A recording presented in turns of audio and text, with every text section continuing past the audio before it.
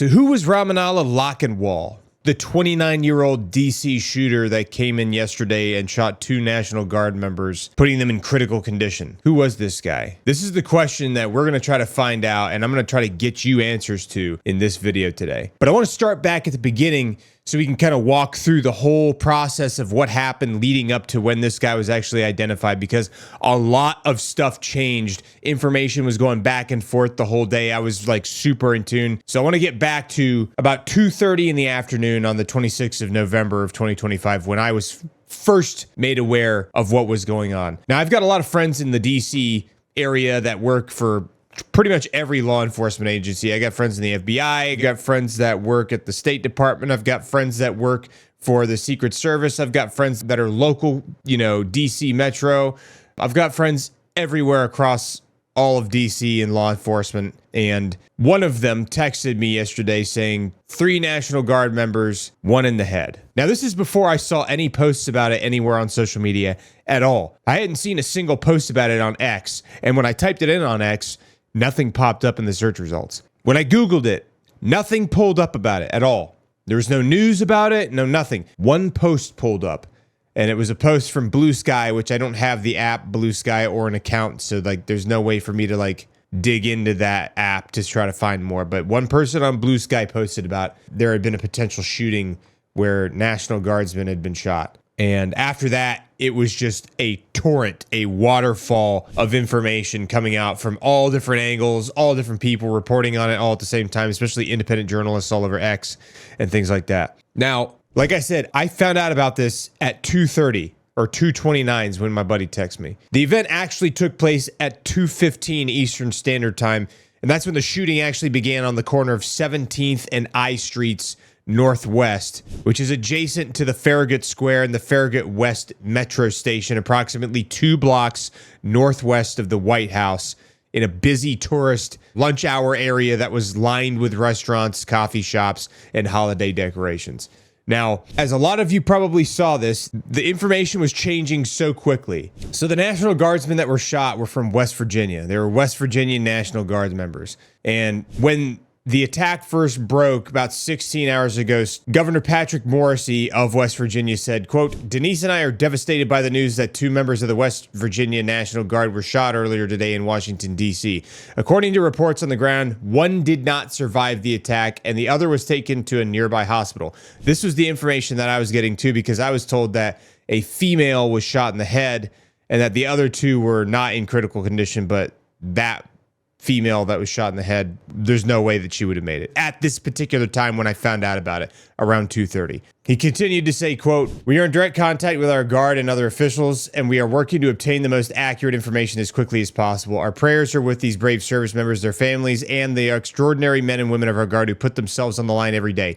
West Virginia stands united behind them. We will do everything in our power to support their families as they endure this unimaginable loss and will not rest until justice is served." Now, shortly after that, he posted another post on X that said, quote, "It is with great sorrow that we can confirm both members of the West Virginia National Guard who were shot earlier today in Washington, D.C. have passed away from their injuries. These brave West Virginians lost their lives in the service of their country. We are in ongoing contact with federal officials as the investigation continues. Our entire state grieves with their families, their loved ones, and the Guard community. West Virginia will never forget their service or their sacrifice, and we will demand full accountability for this horrific act." And then in addition to that, within the same hour, he almost backtracked and retracted that, saying, quote, "We are now receiving conflicting reports about the condition of our 2 Guard members and will provide additional updates once we receive more complete information. Our prayers are with these brave service members, their families, and the entire Guard community." And then about 12 hours ago, Governor Morrisey posted again on X, and he posted a video this Earlier time today, addressing it. This is what he said. Earlier today, 2 West Virginia National Guardsmen were brazenly shot in Washington, D.C. This was an act of unspeakable violence. Our hearts, our thoughts, our prayers go out to the brave service members, their families, and the units who are enduring this terrible tragedy. We're going to work hard with West Virginia. I know the state stands behind the Guard. I know the president, who I just spoke to, stands behind these courageous service members and our state to get through this really difficult time. But just know, We're going to keep working to make sure that justice is served. Now, as you know, there's approximately 2,200 National Guard troops in D.C. currently to address crime and immigration enforcement in some of these cities, specifically in D.C. And apparently what happened was the suspect, Ramanallah Lockenwall, approached from around a corner, raised his arm with a revolver handgun. Apparently the gun was a revolver, and he opened fire on the guardsman in an apparent ambush. Now, witnesses described hearing multiple gunshots with pedestrians fleeing in panic, and one onlooker saw the soldiers on the ground receiving CPR while others pinned down the suspect. Now, Mike Davis, who's an attorney, and he was a former chief counsel for nominations, Senate Judiciary Committee, law clerk, Justice Gorsuch. He posted yesterday on X with a whole bunch of accountings of what happened, although I haven't seen any news organizations put this information out yet, but I wanted you to hear what he put out, because if this is what happened, this is crazy. So apparently, according to Mike Davis, he said, quote, from a law enforcement source,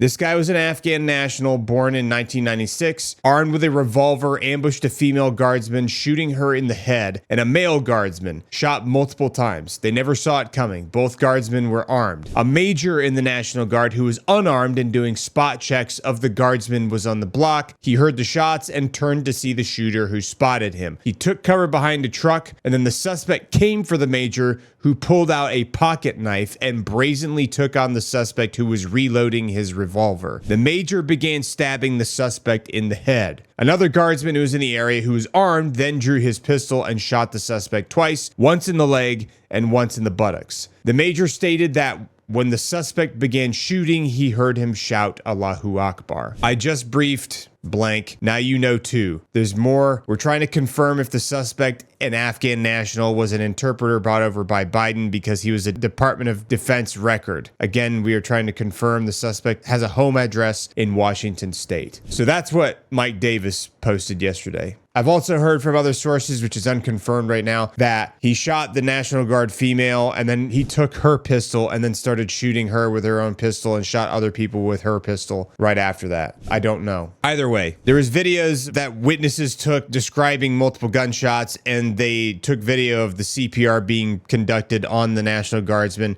And once Lockenwall was shot and subdued by D.C. Metropolitan Police officers, they took him into custody around 2:18 p.m. So basically 3 minutes after the shooting was reported to have began, he was like apprehended by police officers. It was very fast. The whole thing unfolded extremely quick. Now, emergency responders, including D.C. Fire, EMS, treated 3 gunshot victims on site. That was 2 National Guardsmen and then the Afghan national. A medical helicopter airlifted the guardsmen to MedStar Washington Hospital Center, and then Lockenwall was transported to a local hospital on ground because he wasn't in as critical condition as the National Guardsmen were. I heard one of the National Guardsmen got shot in the neck, apparently. Now, by late afternoon, the area was secured with yellow tape, and law enforcement from the D.C. Metropolitan Police Department, the FBI, the Department of Homeland Security began processing the scene, collecting evidence, collecting intelligence, and trying to get as much information as they could. They were running from building to building, checking security cameras. Obviously, D.C. is one of the most heavily monitored places on planet Earth. If you commit a crime in DC, there's probably going to be like 45 cameras that captured it right there. Now, we're going to dig into Lockenwall a little bit, but I want to show you some of the responses from different individuals that came out as a result of this. First off, this was Kash Patel's response when he was doing a CBS News interview. Please send your prayers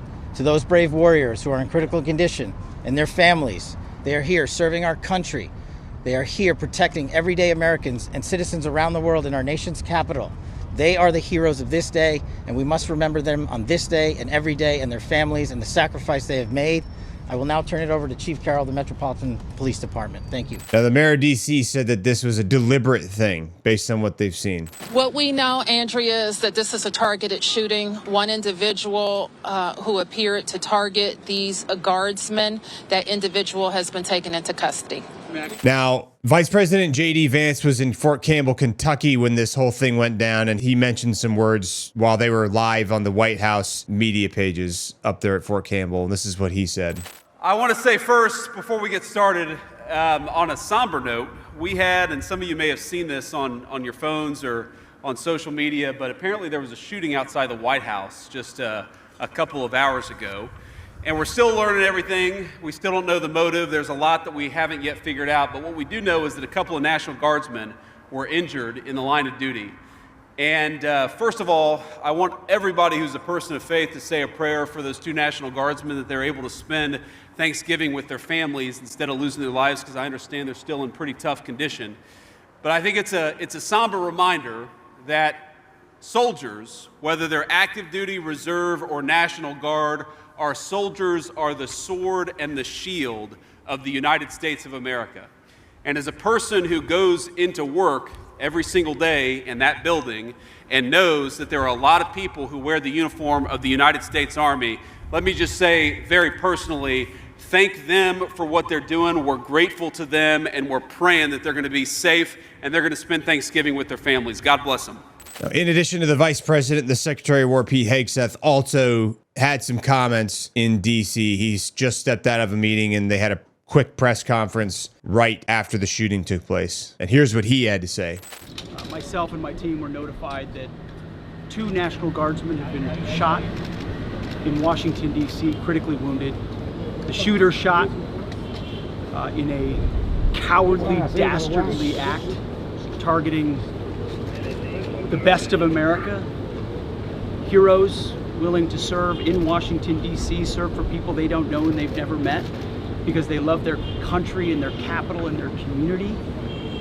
They were willing to do dangerous things others were not because they love their fellow Americans. Someone decided to turn that into targeting National Guardsmen. That will only stiffen our resolve.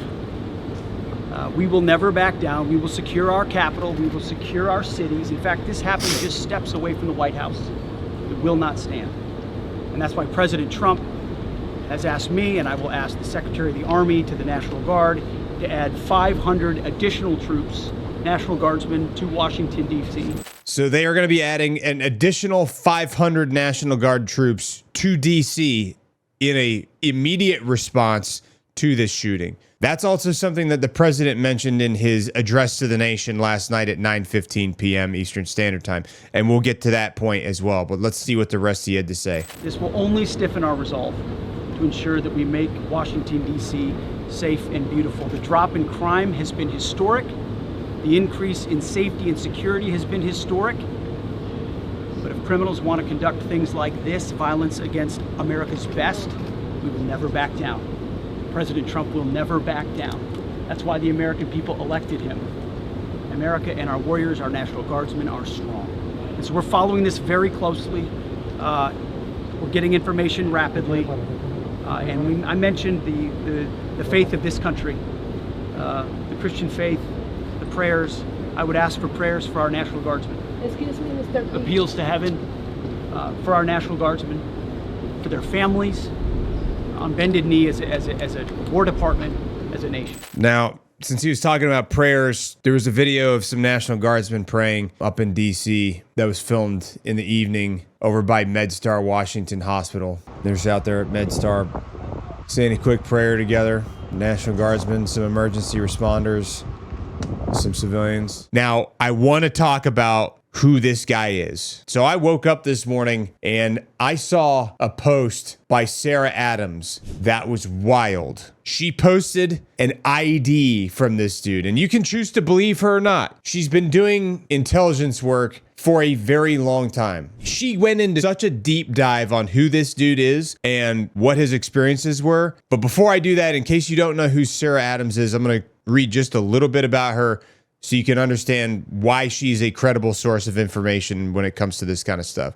Now, Sarah Adams is an award-winning intelligence professional with over a decade of experience in targeting operations, threat assessment, and investigations. She joined the CIA in 2006 as a lead targeting analyst, where she focused on identifying and mitigating global terrorist threats to the United States and its allies. Her work involved operational analysis, risk evaluation, and briefing senior officials, including the White House, Congress, the CIA, and military leaders. From 2015 to 2017, she was recruited by then Representative Trey Gowdy of South Carolina as a senior advisor to the U.S. House of Representatives Select Committee on Benghazi. In this executive appointment role, she led all-source investigations into the 2012 terrorist attacks in Benghazi, Libya, recommending security and intelligence reforms that were incorporated into the committee's final report. Now, post-government service, she transitioned to consulting, authorship, and media appearances, and co-authored the Benghazi Committee Report, which was the proposed report to the Select Committee on the events surrounding the 2012 terrorist attack in Benghazi. Bottom line is she's got experience, okay? I trust her opinion on some of these things. I think she's probably got some connections to dig into who this guy is. Anyway, let's go over what she said this morning, and she pinned it to the top of her account on X this morning. So she said, quote, "Who is DC terrorist Ramanallah Lakhanwal?" Now, Lakhanwal from Khost province, Afghanistan, was a member of 2 CIA-supported units that operated under the National Directorate of Security, the NDS, of the former Afghan Republic.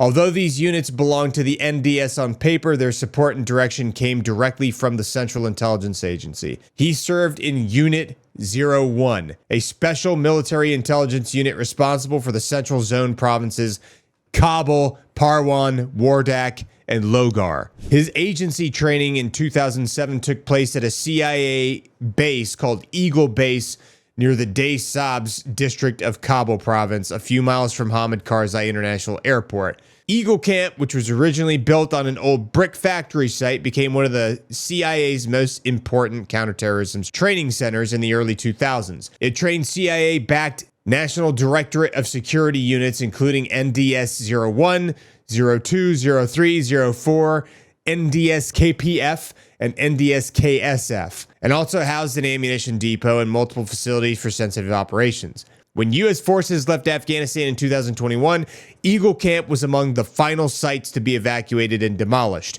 It was later handed over to the Haqqani Network's suicide bomber brigade, the Badri 313. The Badri 313 moved the suicide bombers through the gate areas of Hamid Karzai International Airport for the Abbey Gate attack that resulted in the deaths of 13 of our service members and approximately 170 Afghans on August 26 of 2021. This goes real deep. She then went on to say, quote, "After completing training at Eagle Base, Lakhanwal was transferred to the team supporting CIA's Kandahar base. The site had a long militant history. It housed Mullah Muhammad Omar from 1994 to 2001, Osama bin Laden from 1998 to 2001, and later Camp Gecko from 2002 to 2021, which was used by the CIA and the National Directorate of Security 03. It served as the headquarters of the Kandahar Strike Force, which led CIA-backed counterterrorism operations in Kandahar, Uruzgan, Zabul provinces against the Taliban, Al-Qaeda, and ISIS. Lakhanwal took part in counterterrorism missions alongside U.S. forces in Kandahar." So this guy was basically an Afghan commando that we got out of Afghanistan in 2021 with whatever family he had. But obviously he was a high value individual because he was literally working for the CIA, and the Taliban would have killed this dude, like 100%. So he was a priority to get special visa immigrant status and asylum. Anyway, let's continue to go on with the rest of what Sarah Adams says. She went on to say, quote, "After the attack yesterday on our National Guardsmen in Washington, D.C., ISIS channels were the first to praise the incident, largely because Lakhanwal's half-brother, the son of his father's second wife, pictured left, had been a recruiter for the Islamic State Khorasan province, ISKP. His brother, Muawiyah Khorasani, aka Hayatullah, previously worked with Tehrik-e-Taliban Pakistan in Orakzai Agency, Pakistan, before joining ISKP. He was killed in a targeted operation in July of 2022 in Achin District, Nangarhar Province. Some ISIS members claimed he was killed by Pakistan's counterterrorism department, though that remains unconfirmed. After the fall of Kabul in 2021, Lakhanwal's unit, the Kandahar Protection Force, the KPF, and the Khost Protection Force Both became prime targets for both the Haqqani Network and ISKP, which sought either to blackmail or recruit former KPF members, obviously because they had significant training, not only from probably the CIA, but like special forces, JSOC, all these like special operations guys worked with the QSF dudes and the KPF dudes. Recruitment involving persuading them to join voluntarily. Blackmail involving coercing them through threats to their families, many were left behind, exposure of past work with the U.S., or financial pressure.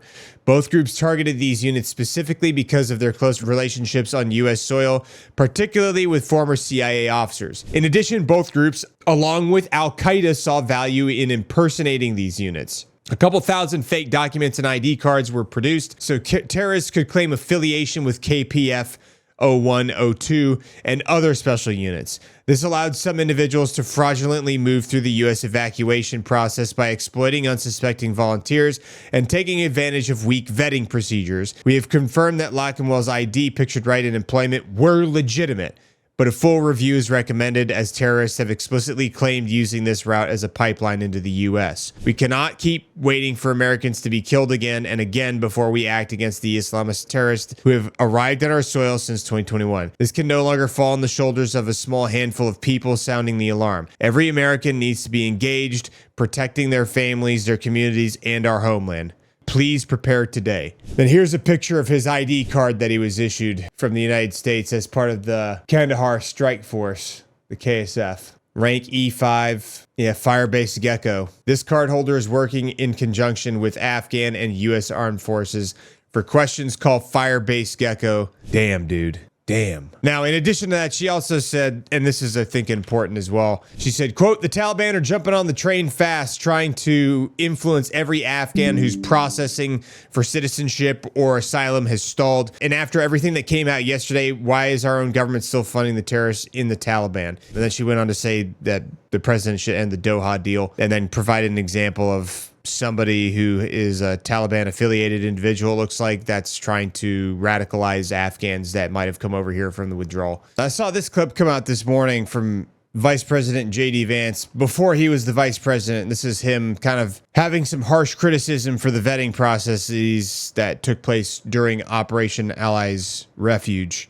and Operation Allies Welcome. So here's what he had to say. This is years old, by the way. So I see that Senator Ben Sasse went on national TV yesterday and attacked me for suggesting we should focus on getting our own citizens out of Afghanistan rather than the Afghan refugees.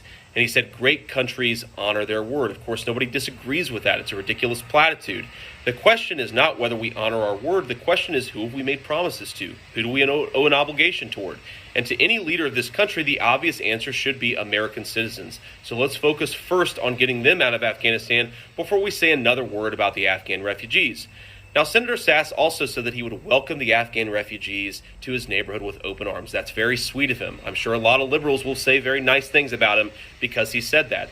But the question is not whether we help the Afghan refugees. The question is, first, how do we do it? And second, how do we do it in a way that doesn't destroy our own sovereignty? So let's have an honest question about what exists in Afghanistan. According to Pew, 40% of the people there believe that blowing yourself up, committing a suicide bombing, is an acceptable way to solve a problem. So yes, let's help the Afghans who helped us, but let's ensure that we're properly vetting them so that we don't get a bunch of people who believe they should blow themselves up at a mall because somebody looked at their wife the wrong way. That is not real leadership. Real leadership is accepting the trade-offs of the situation, putting our own citizens first, and not dealing with fake platitudes because it gets people in the media to say nice things about you. Yeah, basically just saying that we needed to work more on vetting, because there's a lot of people that are bringing up vetting as the real problem behind this. But this guy worked with our special forces and our CIA. Like, that was an easily vetted thing. They've confirmed that this dude worked for the CIA and the Department of War, formerly known as Department of Defense back then when he was evacuated. Now, last night at 9:15 p.m., the president addressed the nation and had a lot to say. So I wanted to get a chance to look at that as well. I think that that's just as important as anything else. In fact, it might be more important because this is going to determine how the United States is going to respond to this. So let's see what he had to say in response to this attack.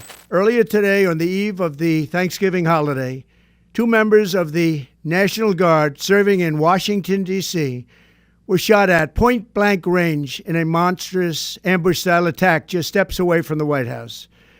They had been deputized as part of the most successful public safety and national security mission in the history of our nation's capital, the D.C. Safe and Beautiful Task Force, which has achieved an unprecedented reduction in violent crime and crimes of all type. This heinous assault was an act of evil, an act of hatred, and an act of terror. It was a crime against our entire nation. It was a crime against humanity. The hearts of all Americans tonight are with those two members of the West Virginia National Guard and their families.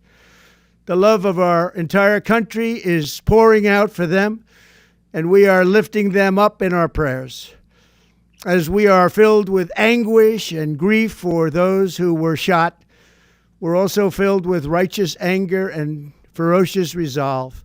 As President of the United States, I am determined to ensure that the animal who perpetrated this atrocity pays the steepest possible price. I can report tonight that based on the best available information, the Department of Homeland Security is confident that the suspect in custody is a foreigner who entered our country from Afghanistan, a hellhole on earth. He was flown in by the Biden administration in September 2021 on those infamous flights that everybody was talking about. Nobody knew who was coming in. Nobody knew anything about it. His status was extended under legislation signed by President Biden, a disastrous president, the worst in the history of our country. This attack underscores the single greatest national security threat facing our nation. The last administration let in 20 million unknown and unvetted foreigners from all over the world, from places that you don't want to even know about. No country can tolerate such a risk to our very survival. An example is Minnesota, where hundreds of thousands of Somalians are ripping off our country and ripping apart that once great state. Billions of dollars are lost, and gangs of Somalians come from a country that doesn't even have a government, no laws, no water, no military, no nothing. As their representatives in our country preach to us about our Constitution and how our country is no good. We're not going to put up with these kind of assaults on law and order by people who shouldn't even be in our country. We must now re-examine every single alien who has entered our country from Afghanistan under Biden, and we must take all necessary measures to ensure the removal of any alien from any country who does not belong here or add benefit to our country. If they can't love our country, we don't want them. America will never bend and never yield in the face of terror. And at the same time, we will not be deterred from the mission these service members were so nobly fulfilling. That is why tonight I can announce that I have directed the Department of War to mobilize an additional 500 troops to help protect our capital city. We will make America totally safe again, and we will bring the perpetrator of this barbaric attack to swift and certain justice if the bullets going in the opposite direction haven't already done that. During this time of the year, when we gather at home with loved ones, these two patriots were wearing the uniform of our country, patrolling the streets of our capital. They had taken a selfless oath to defend our nation against all enemies, foreign and domestic. And that is exactly what they were doing when they were gunned down in a savage attack.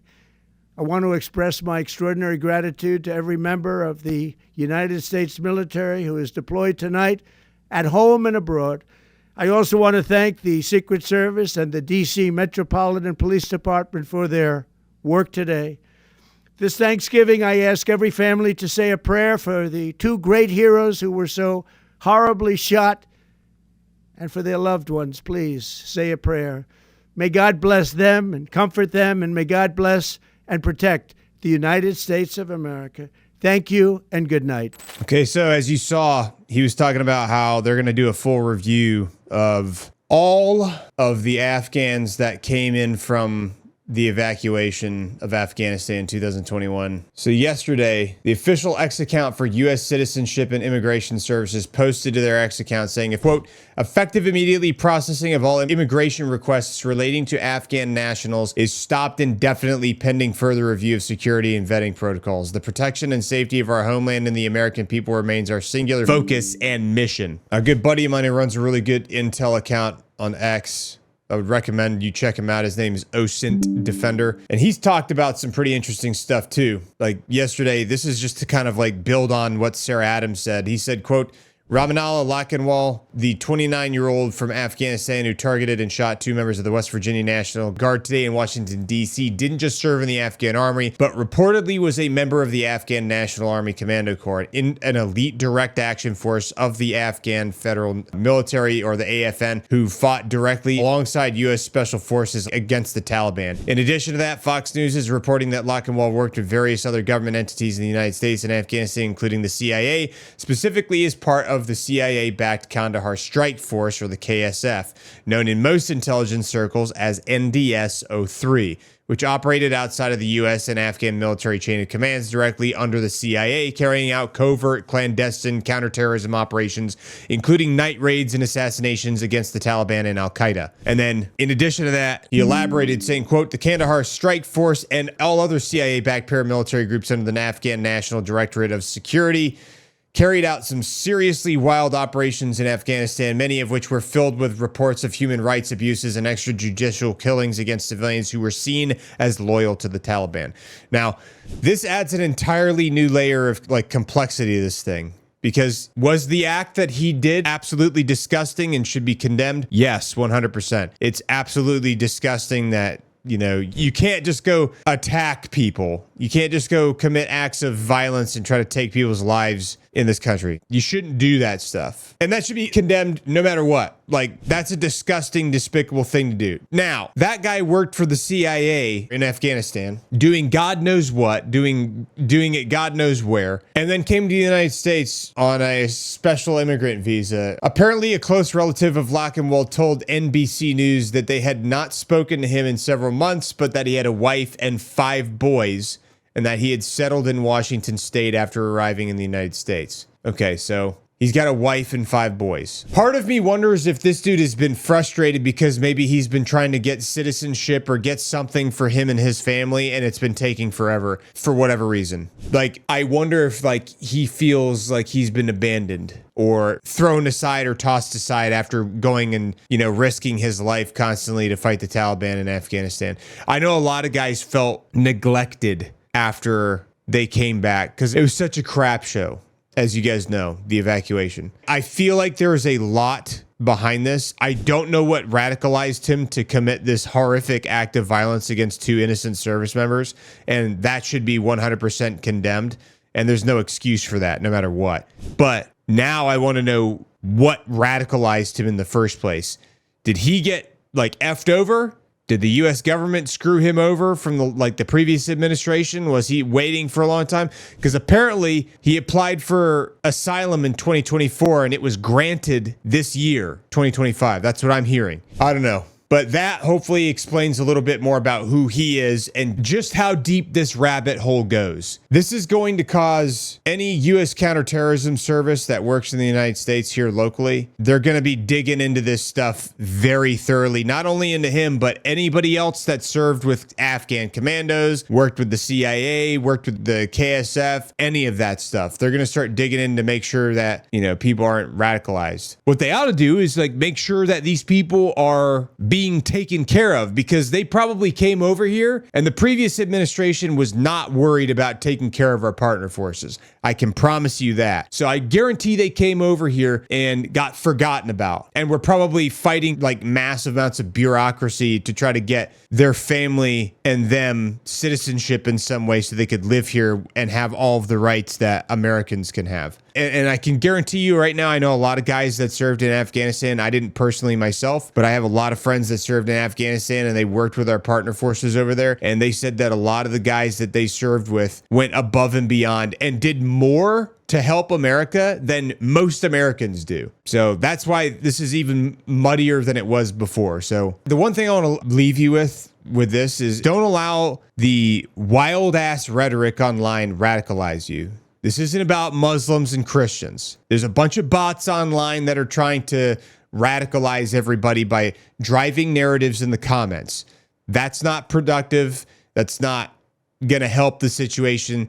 That's foreign adversaries trying to pit us against each other and create more division in the United States. And also there's people that are trying to radicalize these guys who came over here because they don't have any direct impact on them anymore. So their best opportunity is to try to radicalize them by saying, see, look, they don't care about you. They abandoned you. But that's not the case either. There are people that are working towards trying to help these folks now that were not in place, the past few years. Anyway, don't let this stuff radicalize you. It's a tragedy. It's disgusting and it needs to be condemned. Nobody should be doing this kind of crap, especially the day before Thanksgiving. Because now the families of those two young National Guardsmen, they're probably not having Thanksgiving now because they're probably in DC at bedside, like in the hospitals, hoping for recovery. I don't know. Pray for their families because they need it, especially during this hard time. I keep hearing from so many sources that both of the National Guards members were shot in the head. I can't confirm. I've also heard one of them was shot in the neck. So this is going to be a very hard time for their families. So keep them in your thoughts and your prayers and enjoy the time you have with your family today during Thanksgiving because it's not very often. You can see just from this, you can see how quickly it can change. You could go from one day you're just walking down the street to the next day you're in a hospital bed, on life support. So I think that's the best lesson from this is to be grateful and to be thankful. Which I guess Thanksgiving's kind of for that anyway, so that makes sense. Anyway, that's about all I've got for now. And if anything else comes up that I think's interesting about this, or any interesting new developments that might help provide more context or information, I'll keep you guys updated. All right, guys, that's it for the daily roll-up for today. I appreciate you sticking around all the way through the video. Believe it or not, it does help support the channel when you watch a video from start to finish because it tells YouTube to recommend it to more people. So another way you can help support the channel is you can like this video, you can leave a comment in the comment section below, and you can share this video with your friends. So thank you so much for watching. Let us know what you thought about this video in the comments below. And as always, I will see you in the next video.